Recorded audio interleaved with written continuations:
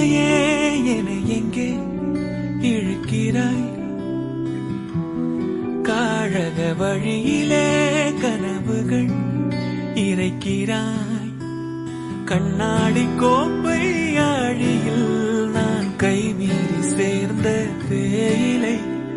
கண்ணங்கள் மூடி ஓரமாய் நீ நின்றாலே அன்றே தேவிரை. கிளியே நீ பிரிந்தால் சாகிறேன், விறகாய் உன் விழியே கேட்கிறேன். ஒளியே உன் உரசல்